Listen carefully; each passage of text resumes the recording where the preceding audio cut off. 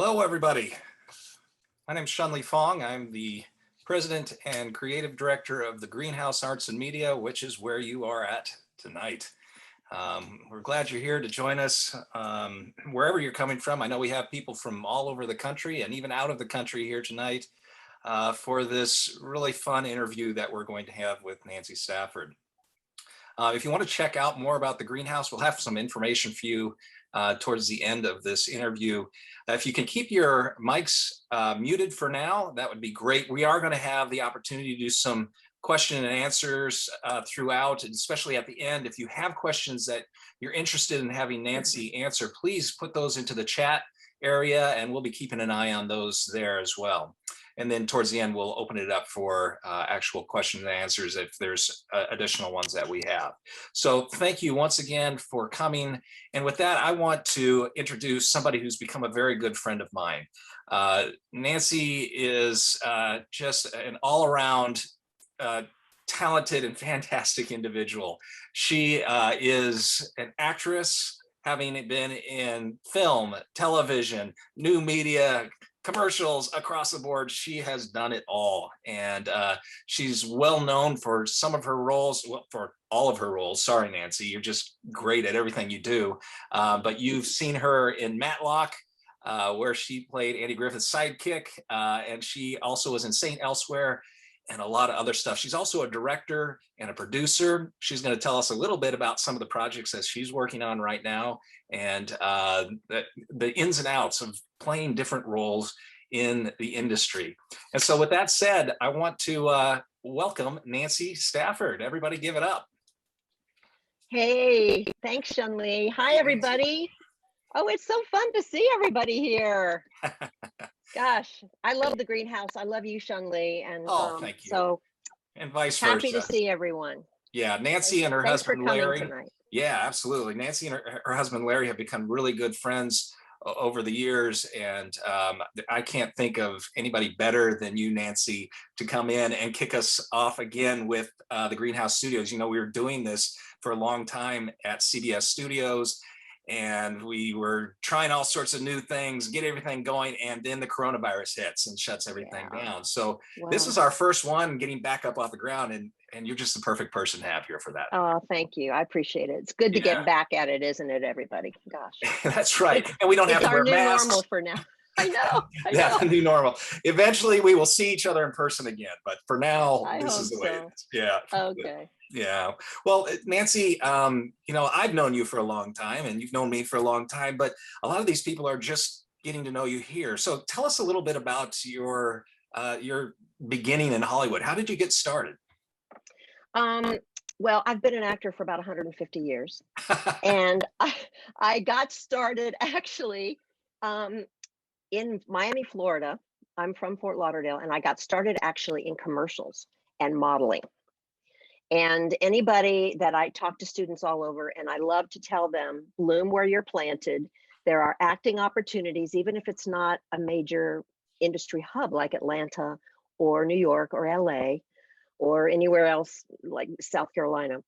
There are many markets that you can start as in commercials and work your way up. So I did start in commercials, fell into it totally. I had a whole other career. I was in PR and marketing, and I was a journalist writing. And one day an agent in Miami called me and said, the Screen Actors Guild, which I didn't know what that was at the time, is on strike. This is in 1981. And none of the real actors could work. So she said, I'm desperately looking for anybody I can put on tape to send to New York to all these ad agencies, anybody who can walk and talk at the same time. Can you do that? And I said, yeah, I think I can do that. So I auditioned for 5 big national commercials in the course of a week, and I got them all. It was just because none of the real professionals could work. So the bar was very low, you know? And so I ended up doing more and more commercials, loved it, found out I was actually good at it.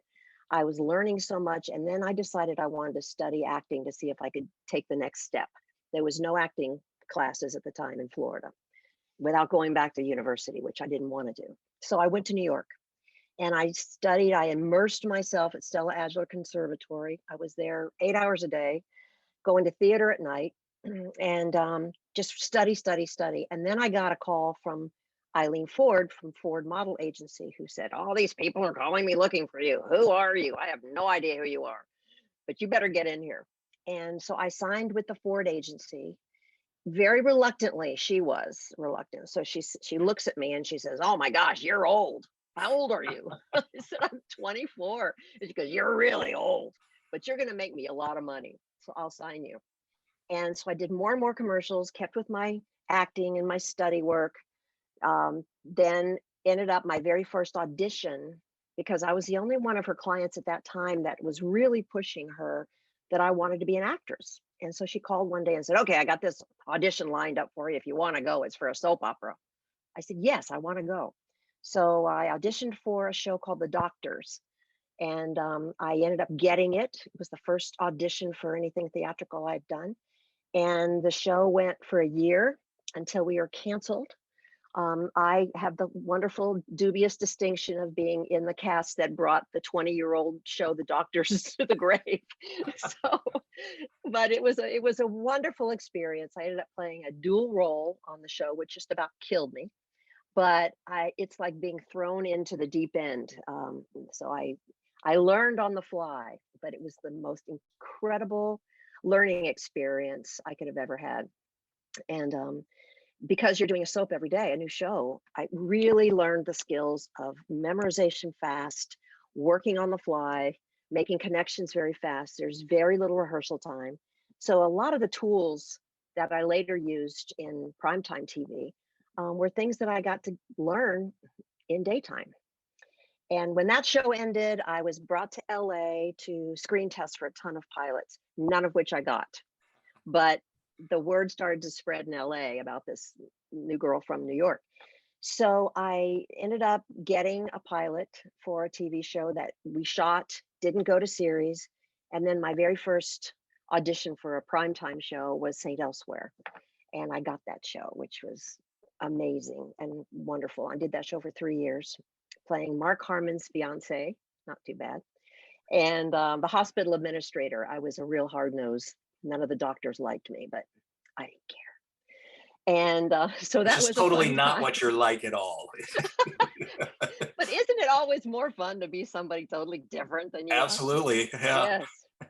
So I did that for 3 years, and then that ended. And then I did a show. I did a ton of guest starring roles. Guest starred in 100,000 shows at the time, and all the episodic stuff. Did a couple TV movies. And then I got a series called Sidekicks for ABC that only lasted a year. It was with Gil Gerard and Ernie Reyes Jr. It was a darling family show. Should have gone longer, but Yeah. we had a terrible time slot, but they didn't ask me. So then when that ended, the next thing was the series called Matlock, which really came about in a wonderful way, which is sort of part of my journey, but I want you to be thinking about the ways that these kinds of principles impact your own careers, whatever they may be, if it's behind the camera or in front of the camera. I had one day off, yeah, one episode that I didn't happen to be in Sidekicks that whole season, and it happened to be the same time that the casting director from Matlock called my agent and said, oh, we really love to have Nancy guest star on the show, and these are the dates. And it happened to be the exact window that I had off from my own show.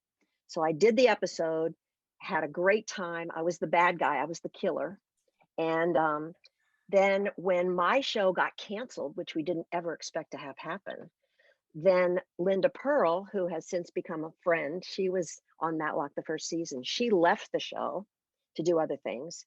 And then based on my having done the show and the rapport I had with Andy and the fact that they liked me over there, they remembered me and invited me to come on board to be his law partner, Michelle. So I got to do the next 5 years of Matlock, which would never have happened had I not had that week off that I got to be a guest star on the show.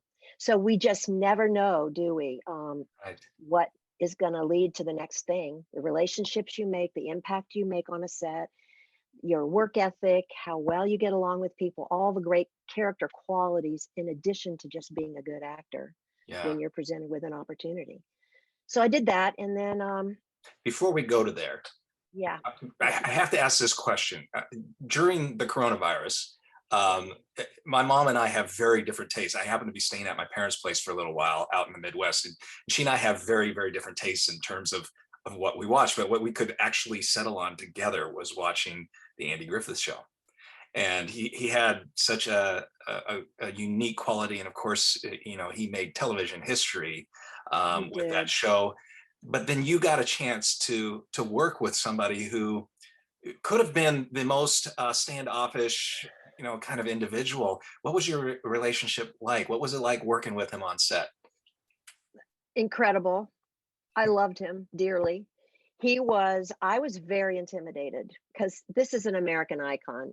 I had grown up watching the show. Everybody in the world has been impacted by the values that show, the beauty of every episode. Weren't we all dissolved in tears by the end of it? It was so beautifully written.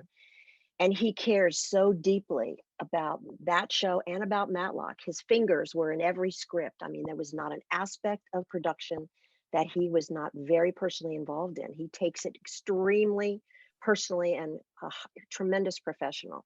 And he has a high bar on how a set is conducted. And we all know that usually the tone of a set is set from the top down.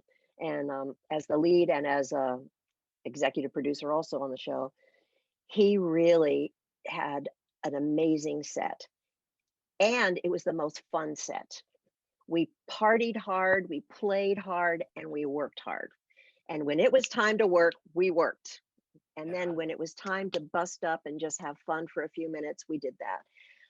I learned so much. It was a master class every day watching that man work. And so it was incredible just from a professional standpoint, but he also is the funniest human being on the planet. And he loved my husband. My husband's a musician, and a lot of times if things were a little bit slow and he knew that we were going to get our pages in by the end of the day and we didn't have to scramble, he'd kind of sidle up to me and he'd say, "Hey, why don't you call Larry and see if he'll bring his mandolin down?" So I'd of course call my husband, and he of course would jump in the car and bring his mandolin, and the guys would just jam in the wings, and just Yeah. it was amazing. Because Andy And was then when quite a musician. oh, he was an amazing musician. Yeah. Yeah. Yeah. And when Don Knotts came on the show, oh my gosh. We shot at Universal Studios, and everybody from the Black Tower, all the executives would come down the elevator to our sound stage, and people from all the other stages, from Quantum Leap was over there, and NCIS, and all these other shows, and they would just come and they'd hide in the dark, by the flats, and they just watch these two amazing guys work, because they would just get right into their groove and start riffing as Barney and Andy, and then they'd go right into their characters on Matlock. So yeah, I am incredibly blessed. I will be forever grateful, and we became very good friends, and Yeah. I loved him dearly. Yeah, that's great. Now, one of the things you just mentioned was you had a week off, and that's what led to Matlock. I wonder Yeah. if you can talk a little bit about, because it could be very easy to like not have a job for a week or be in a rut or something like that, where things don't seem to be going as you would like them to be going with your career, or you Right. think, oh, it's all over, I'm not working, and that ends up being the very moment that leads to the next thing. How That's do you really view true. that? Yeah. I view it exactly as you just said. I really have come to a place of such rest and surrender, realizing that we don't. And I'm a person of faith, so I also come from that, because I know that God has a plan for all of us, and He certainly has in my career. And I have discovered, if I just get out of the way and let Him be God, that I don't need to stress and strain about, oh my gosh, what am I going to do next? Oftentimes, it's been the moments of greatest lack in my life where I feel like it's over, nothing's going to happen. I don't know I turned down something, now what's going to happen? It's been those moments that if I've been willing to go through a door that He's opened for me, that is not necessarily what I wanted, it'll sometimes lead us directly to a dream. And an example of that is when Matlock ended, and then I turned down a bunch of stuff. Television had really changed in those 5 years, and I was on such a wholesome show, and everything seemed to be incredibly. I don't mind edgy, but inappropriate and offensive, I'm not into at all. And so I kept turning down stuff and kept losing agents because they said, "You don't want to work." And I said, "You have no idea how much I want to work, but I don't want that work." And finally, with crickets, I mean, it's crickets out there. There's nothing. 6, 8 months go by, and I get a call from a producer friend who was going to do a new show, and he starts telling me about this exciting new show, and my gosh, it sounded amazing. And he said, "And you'll host it." And I heard the word host, and I went, "Host? I'm an actor. I'm not going to host your show." "Oh, it's hip, it's cool, it's fun, it's a magazine format, it's fashion, beauty, trends. You'll be great. It'll be great fun. It's going to help your career, not hurt you." And I looked around, and nobody was banging down my door for the next job. So, kicking and screaming and digging my heels into the ground, I accepted the job out of sheer necessity. And that has turned into one of the great blessings of my life. The show ran for 10 years on CBS. It's the longest running show that nobody ever saw. I mean, it was like we were on in the middle of the night in LA and Chicago and New York. We had great time slots. We were prime time, pre-prime time, whatever they call that, 7 o'clock. In the rest of the country, only insomniacs saw us. We were at 3 a.m., 5 a.m. I mean, but here's what the beauty of God's plan was. It got me back to my roots in fashion, which is where I had started. It got me back to my roots in journalism and writing because 2 months into this, the producer said, "Hey, we're going to do this website thing." It was in the early 90s. Websites were new. "We're going to do this new thing called a website." And then he said, "I don't know, you're always talking to women. You love women, and you're always talking to them about what inner beauty is. I have no idea what that could be," he said. "So why don't you write a column?" Well, now they call that a blog. And he said, "Just you write whatever you want to write." And I said, "Really? I could write what I want?" He said, "Yeah." So he said, "Call it Nancy's Notebook." So I started writing Nancy's Notebook, and I started writing about what real beauty is about, that it emanates from inside. It's not what we wear or what we put on or any of that stuff. And I kept using spiritual, faith-based principles, but saying a wise man once said, and then I'd say it's not what we put on our lips, it's what comes out of our hearts that our lips speak, and that's what makes us lovely. Well, they were funny, they were interesting, and people loved Nancy's Notebook. More people were reading it than watched the show. And one day a publisher called me and said, "Oh my gosh, I've been reading Nancy's Notebook. You need to do a book." And I went, "No, no, do you sense a theme here?" I say no a lot. He said, you need to do this book." And I went, There's a million books out there. Who needs one more book?" He said, "No, you have a very fresh, different voice. Let's do a book. You need to do it."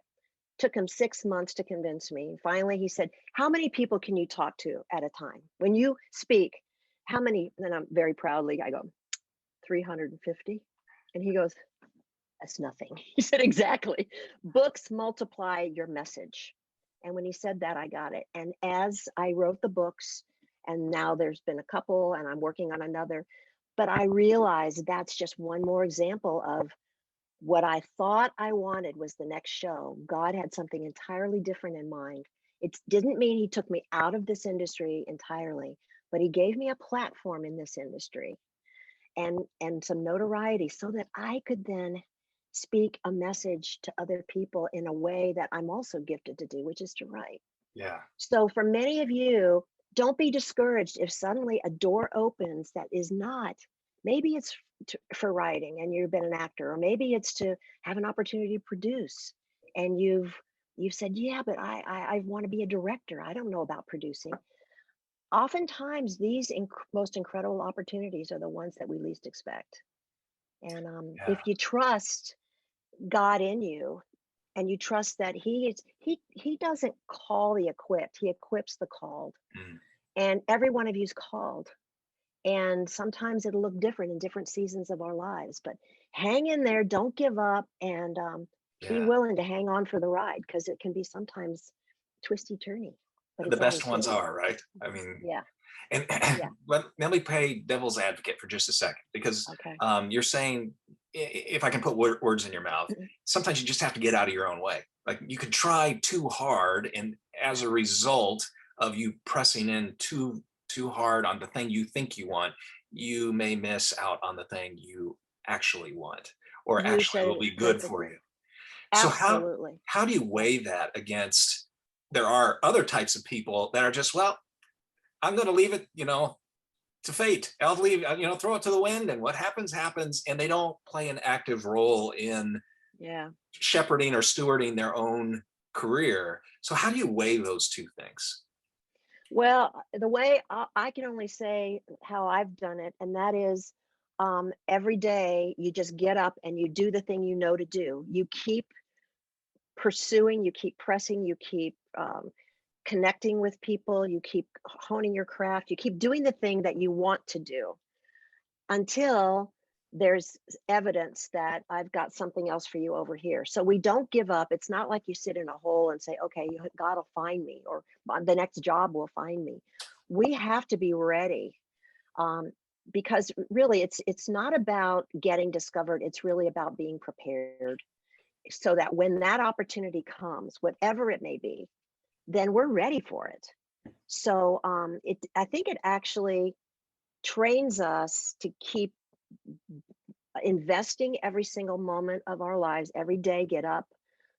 But also, it trains us to be alert and be responsive to and discerning to the things that are happening around us that may kind of nudge us. Because God's not always going to be while you're in the middle of prayer. He's not going to always go, and now I'm going to do this.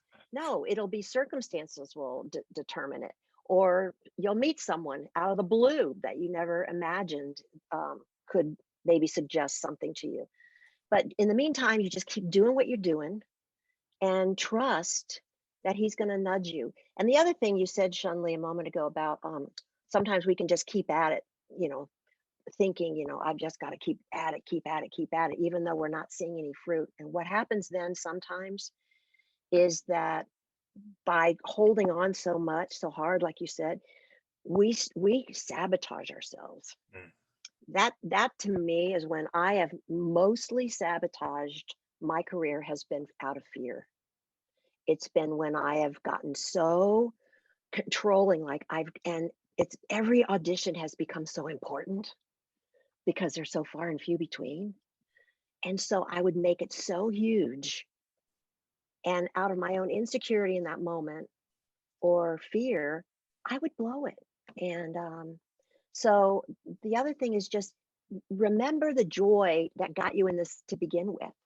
Yeah. Keep coming back to that place of absolute delight and joy in what you do, whether it's writing or imagining or creating storyboards or directing or create as you create your own content. um, Find the joy again. Yeah. And as you're saying that, I mean, that really speaks to me because a lot of us, I know you're this way. You wear a lot of different hats. You enjoy a lot of different things. I'm the same way as an actor, as a writer, as a producer. We try all these different things. We find different types of joy. For Hmm. you, how do you find your sweet spot? Like as an actor, like the roles that you want, but also in terms of all the different things that you have available to do, but finding what makes you you. And what would you say to the people on this call that are wrestling with that, trying to find their sweet spot? Wow, that's a big question and a good one. And I think sometimes it changes. I mean, I find absolute delight and joy when I'm in front of a camera and I'm getting to do a movie or an episodic or something. However, I will say that I find my greatest fulfillment when I'm speaking to a group of people about their identity or reminding them of how much God loves them, and I'm doing those kinds of things. To me, that hits my really deep sweet spot. Um, and also, the other third component is I find a sweet spot when I'm learning something I didn't know before. it's terrifying and exhilarating at the same time. Like I've started, I I I don't know that I'll direct a lot more, but I was invited to be a co-director of a feature film in conjunction with Asbury University, which is a phenomenal film school back in Kentucky. They're great folks. And I mean, I was over my head. I mean, it was phenomenal and terrifying and the hardest thing I've ever done, but I wouldn't trade it for the world. So the sweet spot for all of us, I think it might change at times with what is before us and what I don't know. My problem is I want to do all of it. So, and I think here's the key too. That may kind of be a bigger answer.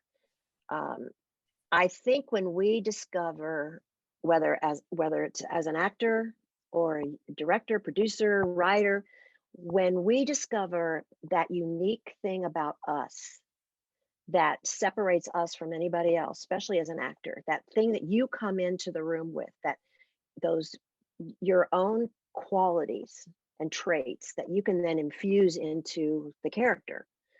Um, I think when we live in that place that is completely unique and separates us from anybody else, I think there's tremendous excitement and there's a real sweet spot in that. Yeah, Um, that's really good. so I don't know. So And and I guess that prevents us from also trying to always be who we think everybody else wants us to be.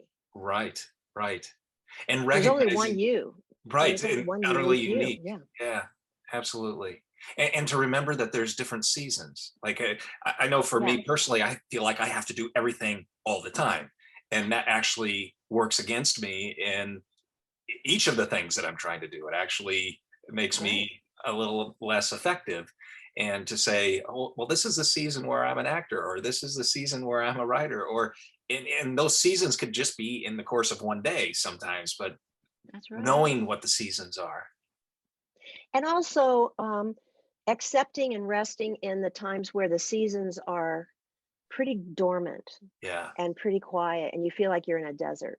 yeah, I've had that. I have been in the desolation of the desert so much yeah, in my life, in my career, and realizing that there is beauty in that too. There is yeah, such depth and beauty if you don't waste it.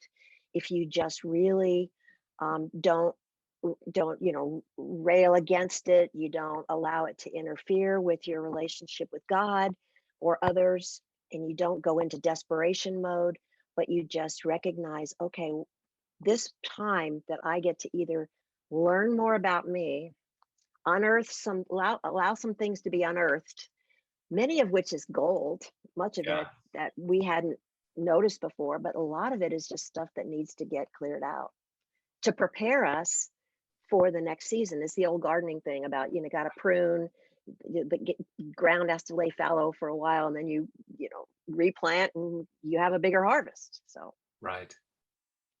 Let's change gears for just a second and tell us. We've got a number of actors in here today, and more that we'll be watching via YouTube. Tell us about the casting process. One, how has that changed over time?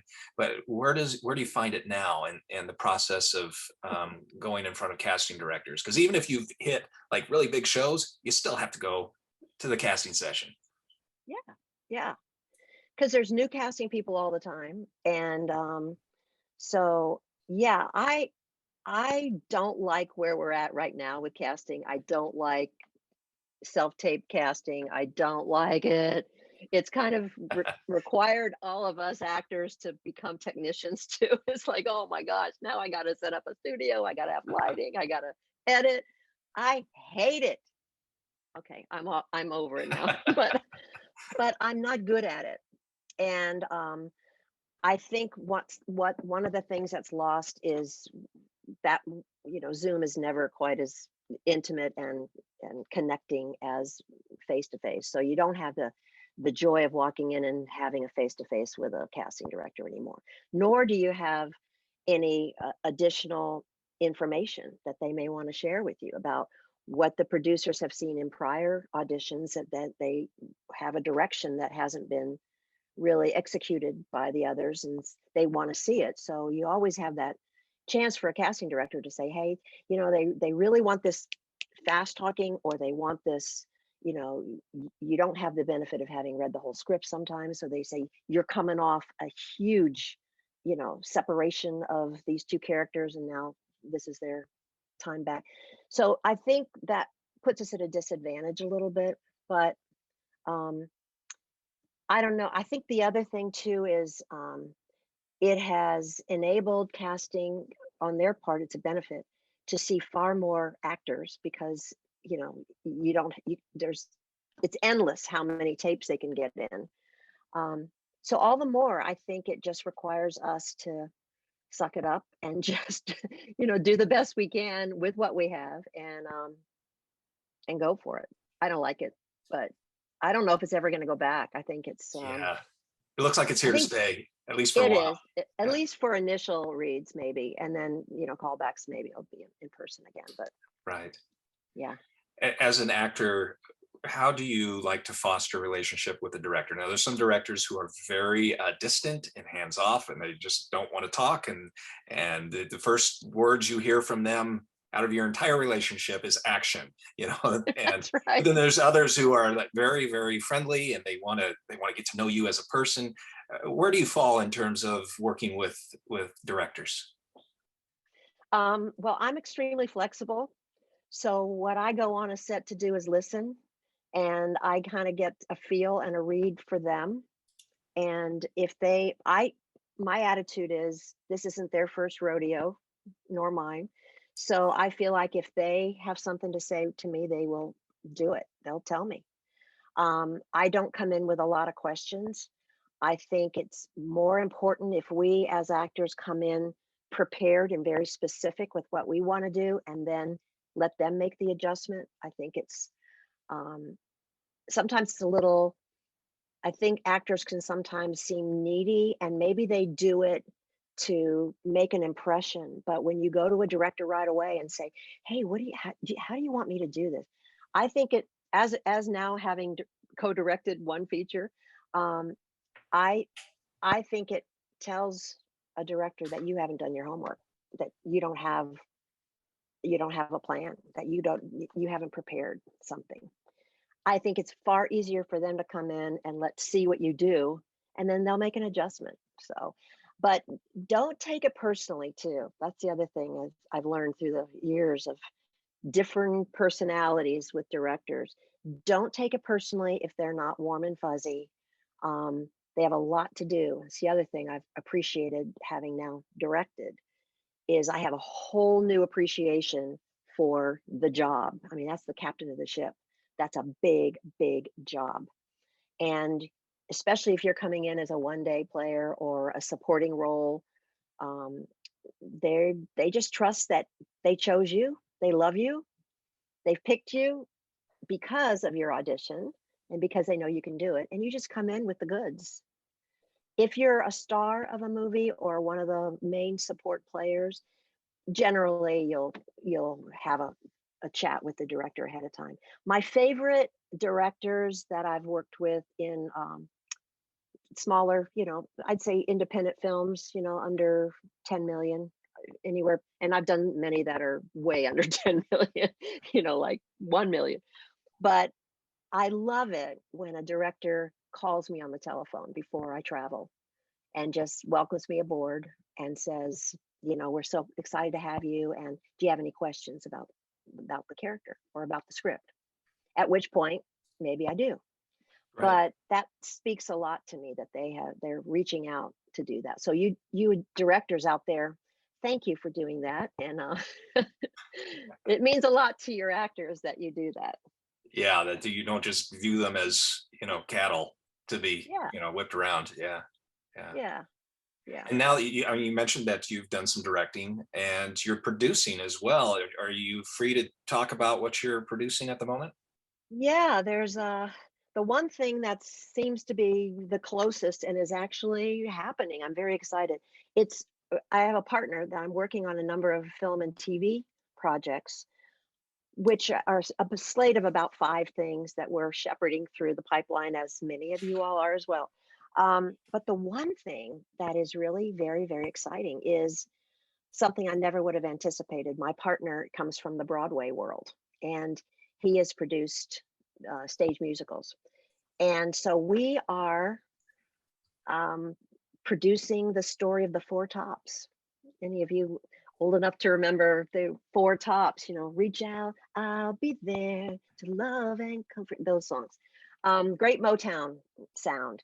And Duke Fakir, who is an amazing man, he is the last original living Four Top, who I've become dear friends and I adore him. And we've got H.B. Barnum, who is Aretha Franklin's musical arranger and director, who is doing our music supervising.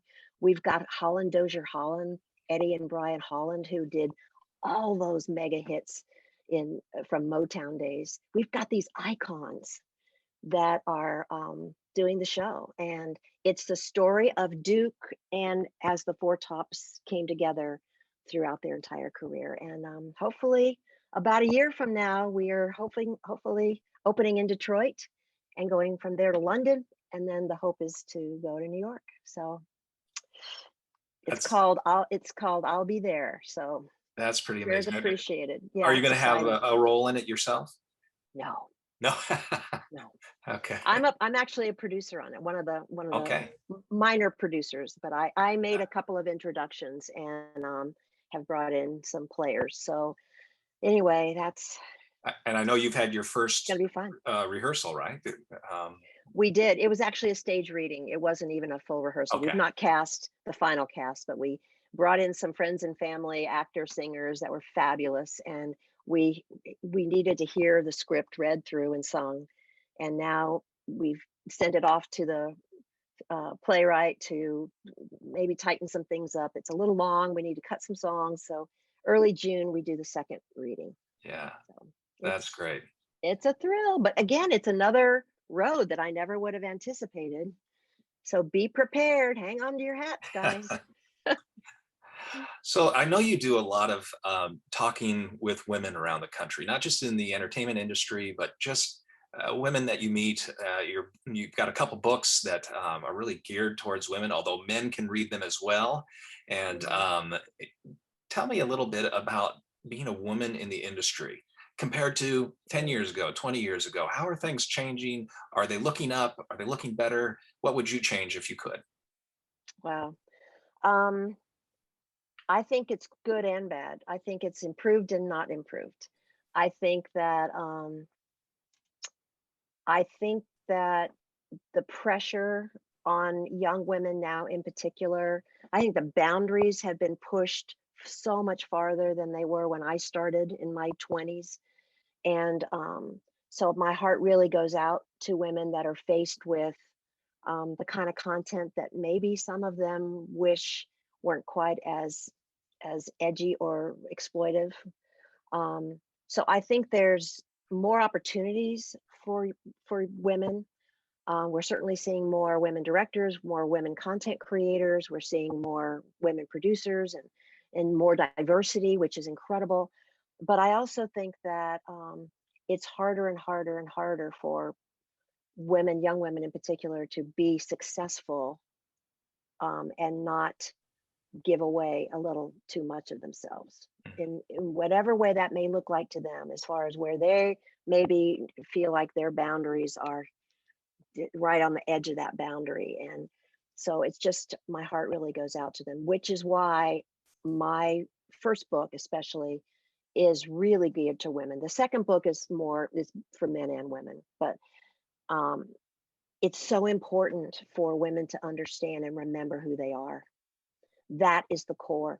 That is going to keep you from falling in prey to feelings of rejection and self-loathing and low self-esteem and everything that we face in the industry. But also, we as creatives have a special sensitivity, I think, which makes us all the more prone to maybe feelings of rejection, or feeling like um, I'm not good enough.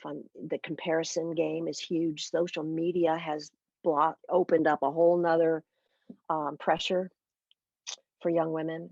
and or all entertainers, but women in particular. So all the more I think if we at the core of who we are, especially those of us um, who have a relationship with God and understand that our identity is not what we do, it's who God says we are in Him.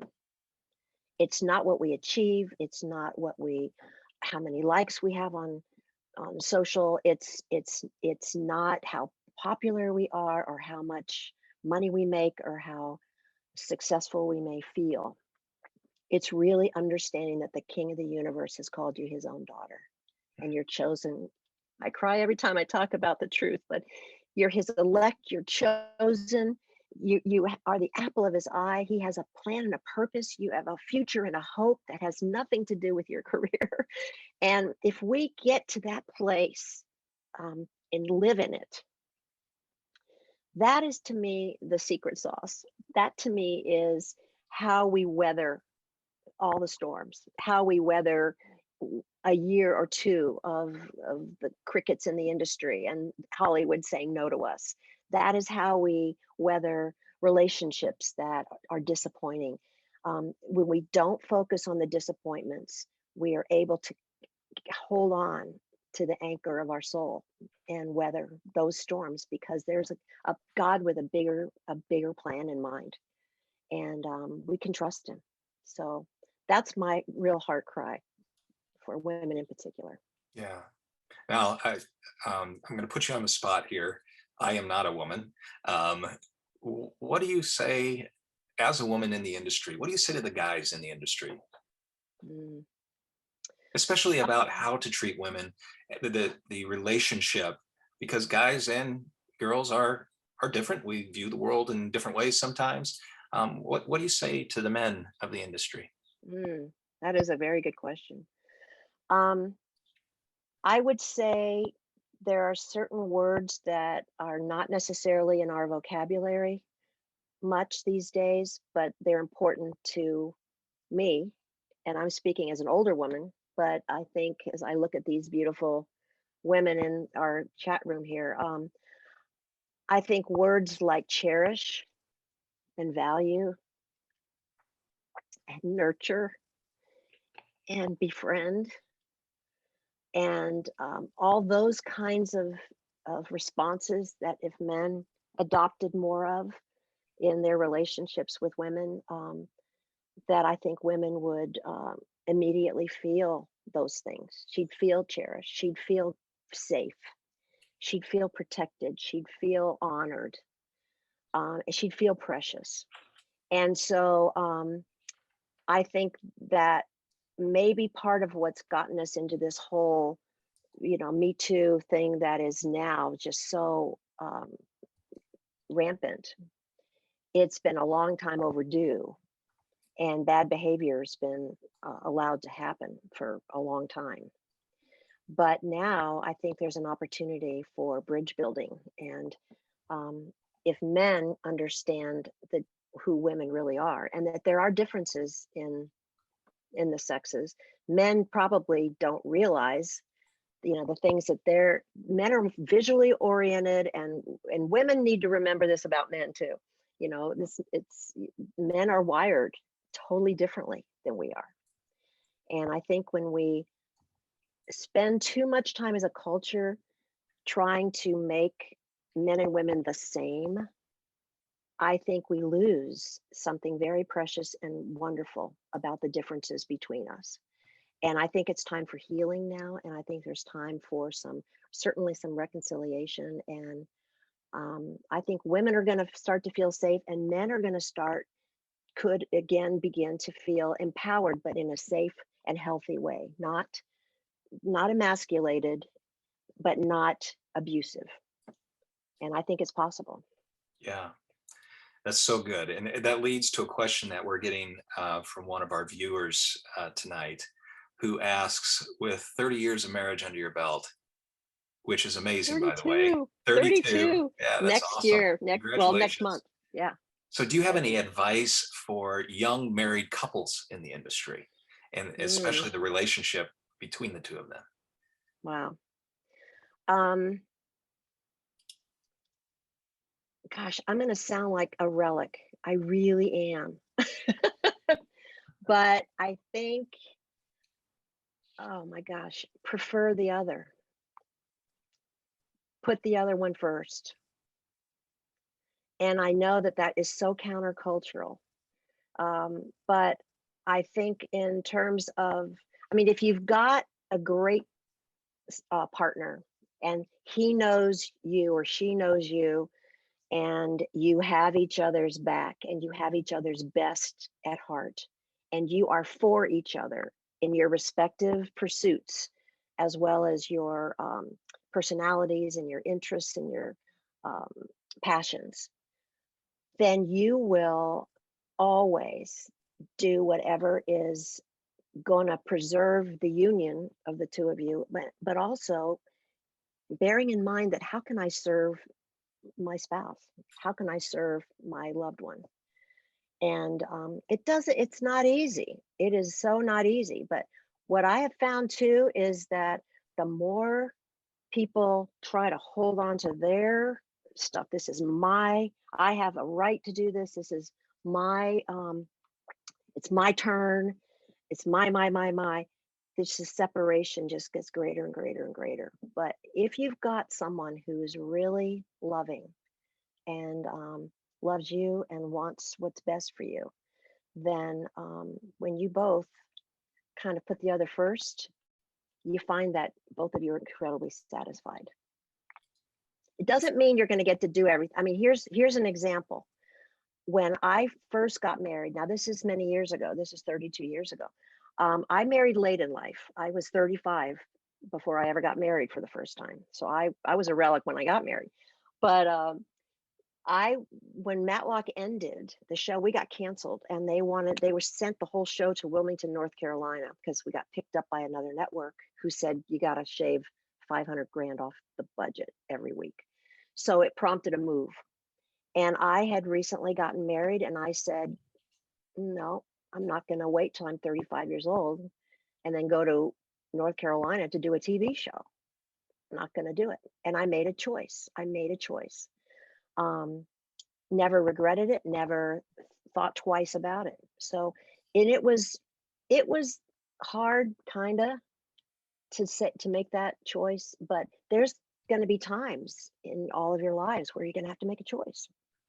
It may not be as drastic as not going across the country, or you may go. I know lots of friends who are happily, wonderfully, perfectly married who do have a long distance marriage because they're working, and that's a necessity. But just be kind, love each other, prefer each other, and pray for each other. Yeah. Pray together. So I'm going to push back a little bit on this. You keep Okay. calling yourself a relic. You are so not a relic, first of all. You don't look like a relic. You don't act like a relic. You're in your prime, baby. With that said, for people who are maybe they're not in their 20s anymore. They're reaching that next phase of life, the natural part of life to get older. What do you say to people? I mean, we just had Anthony Hopkins win an Oscar, oldest Oscar winner ever. What do you say as we are all getting older? What do you say to the people who are worried about whether they're going to be phased out of their career? Mm. Frances McDormand also won, and she's no spring chicken. I loved it, and she won for that incredible character piece. I would say I think it's likely. I think there are fewer roles. I think that Hollywood is responding to not only more women, but hopefully one of the last areas of diversity that I'm hoping we'll see more and more of are people of age. That there are people who are in their mid 60s who get to continue to be in shows. But as we get older, the number of opportunities does wane. And again, I think it gets back to, you gotta then have other things that excite you, and that maybe you want to become a content creator, one of the projects I'm working on actually is called The Grand Life, and it's a TV series about grandparents and multi-generational family. And it's going to, hopefully going to be very funny and poignant and address a lot of topical social issues. But, you know, and part of it is it's a bit of a vanity piece because I'm not seeing a lot of opportunities. And I thought, okay, well, I'll create it myself. So all of you wonderful content creators, that's what you get to do. Yeah. And do it as you on the YouTube channel, do small, short vignettes, do however you want to do it. But unlike any other time in history, you got an entire movie studio right there. You can do it Yeah. and do Absolutely. it. Star yourself. Write things for you. There's so much control that you have as an artistic person to just create your own content or just find other friends and lend your talents to them and vice versa and Yes. work together, collaborate. And One of the, really, yeah, one of the things I want to tag along there is if some of you are not yet familiar with the Creative Lab, that's exactly what one of the benefits of the greenhouse has to offer is this incredible thing called the Creative Lab, which pairs filmmakers, directors, writers, and actors together, and collectively they're working on a piece from start to finish over the course of how many weeks? 6 weeks, is it, or 8 weeks? 4 weeks, 4 weeks. 4 weeks. Yeah. Yeah.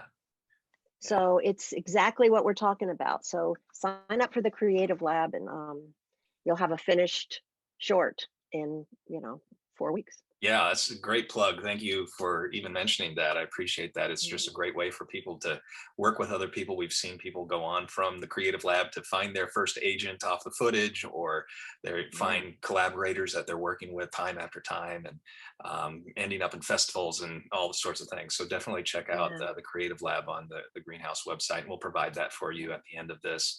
Um, one of our the questions that's coming up from one of our viewers is as an actress, but I think we can expand that to all creative people, but especially actors, because they do get moved around a lot. How do you set boundaries as an actor? How do you recommend other people set boundaries, and recognizing that different people have different types of boundaries in terms of what they will and won't do on screen? Absolutely. How do you approach that? With a lot of prayer and a lot of just allowing yourself to think through what is going to what can I with full conscience do that is not gonna diminish me in some way. I don't want to wake up one day or have any of you guys wake up one day and feel the slightest bit diminished because of something you did. Film is forever. And and also here's another thing is I think it's very important to have those kind of ideas firmly in mind before the opportunity comes up for you to then have to make a decision, because it's going to be too tempting once the scene has been sent to you or you've read the scene or the script or the offer has come, then to wrestle with and decide, because then it'll be very easy to just say, well, I can do this, I can do the nudity, it's not that big a deal, or the language or whatever it is, maybe that you between your own conscience and God has chosen for yourself. So have your moral non-negotiables firmly in place um, before. Yeah. Otherwise, you're going to get nudged. And guess what? This is a very seductive business, very seductive. And you will be pressed and pressured. I've been on sets where, it was not in the script, or things change when you get on set. And then suddenly you've got new pages, or you've got a director that comes in, and they will, or an agent will call you, and they will really try to force you or push you into doing something that you're flat out not comfortable with. Don't do it. If there's a question in your mind, don't do it. Just don't do it. It's easier to regret um, having not taken that job, and gee, gosh, look at that. You know, somebody else got the role. Darn it, if I had only done it. It's way easier to regret not getting a role than having gotten it and then regretting having done it. Yeah, that's so good. It's almost like you're giving permission for people to say no. Yes, I give you permission. Yeah, that's empowering. Mama Nancy says you can say no. Thank you. Well, I got a couple last questions for you, and then we're going to bring it in for a landing. And the first one, these are questions that I ask everybody that gets into our hot seat here at the Uh-oh. Greenhouse Studio. Yeah, so you're in for it now. The Uh-oh. first question is, what are you watching? What are you reading? What are you listening to right Oh gosh, I am so all over the map. Okay, I'm listening to a lot of Four Tops music, now? and I highly recommend it. It's great stuff. I'm listening to podcasts. I'm listening to TED Talks. I am listening to Don't Laugh, Don't Laugh. I'm listening to radio classics. I think they're so funny and brilliant and amazing and great storytelling. So in my Sirius radio, when I've got a bit of a commute, I'm listening to radio classics.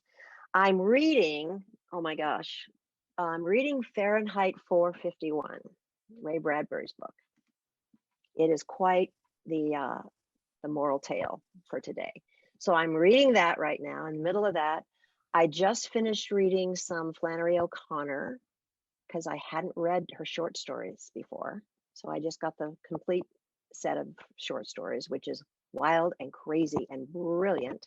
She's amazing. And what else did you ask me? What am I watching? Yeah, what are Oh, you watching? oh gosh, I'm so behind. I don't know. I just started watching Yellowstone, which I really like. Yeah. If you've got suggestions, I really could use a new limited series or something fun to Yeah. watch. So So type that into the chat, what Nancy should be yes, watching give me right now. suggestions. Give her some suggestions, something to go off of. I'm Okay, tired and of while English mysteries. and while they're doing that, here is our final question. What is the most important thing that a creative professional needs to know? Mm. Gosh, I feel like I kind of am a broken record. Um, well, gosh, two things. One is back to my previous thing about remember who you are. Remember who you are, because it will keep you from getting derailed by self-loathing or disappointment. When disappointments come or you lose jobs or don't get something, remember who you are. It's not about you. It's by and large just you didn't happen to fit that particular moment. And so don't allow those disappointments to define you in any kind of way. And the second thing, oh, you didn't ask for two, but second thing is be generous. Be generous. Be generous with your information, share it with other people. Be generous with people, contacts if it's appropriate. If you meet somebody and think, oh gosh, I need to connect that person to my agent, or I know this writer who needs to get connected to that producer. Be generous, because we've all been the recipients of generosity, haven't we? So let's us now be the ones to help connect other people. And then that helps us just stay humble. That's kind of the third thing is con- continue to be grateful. Just be humble and appreciative of everything you've gotten and pass it on. That is so rare in today's culture, I find. And what a Mhm. what a testimony to add to your life story, which is your greatest work of art, right? But what's great is that we're called as whenever we walk on a set, this is the great privilege we have is to be a servant of all on set. When we kind of click into that mindset of I'm not going on the set for me. I'm going to go and I'm going to look around and who can I serve today? First serve the story in the show, but then who can I serve? It radically shifts your mind and it brings tremendous joy and keeps us very humble and grateful. So Yeah, that is so good. Everybody give it up for Nancy. She did a great job tonight. thank you, Shun Lee. Yeah, Thanks, you guys, for giving up a Sunday evening to be with us. we are It so means a glad that lot. you were with us. Thank you. Now, before we leave, I just want to offer a few things because we have so much going on at the greenhouse these days. We're going to throw up a few links that you can just check out. in the chat room. First of all, we love to help creative people, whether you're in film and television or you're in music or photography or poetry, whatever it is that you do. We want to make sure that you have the resources that you need to keep your career moving forward. So please feel free to check out our website. Our website is greenhouseproductions.com. You can also get in touch with us via email at info@greenhouseproductions.com. Please check that out. Check out the social media, YouTube, Instagram, Facebook, all of the different platforms. Feel free to follow us because we have a lot of information that we put up there as well. Another thing that you probably want to check out on our website is our events calendar. We have tons of events coming up all the time. We're always updating it.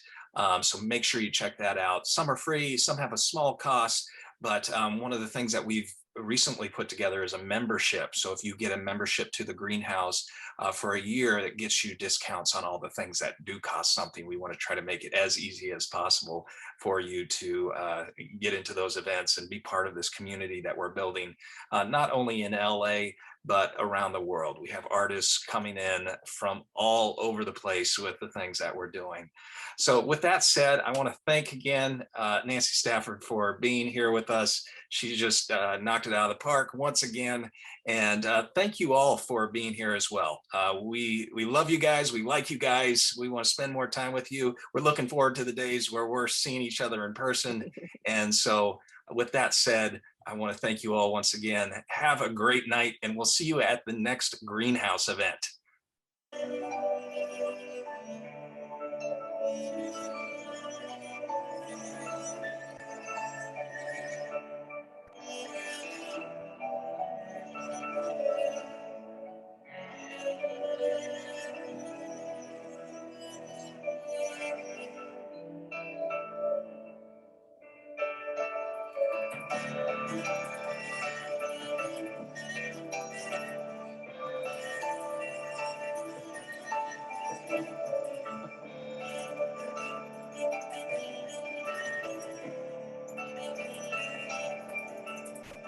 I think we're it now.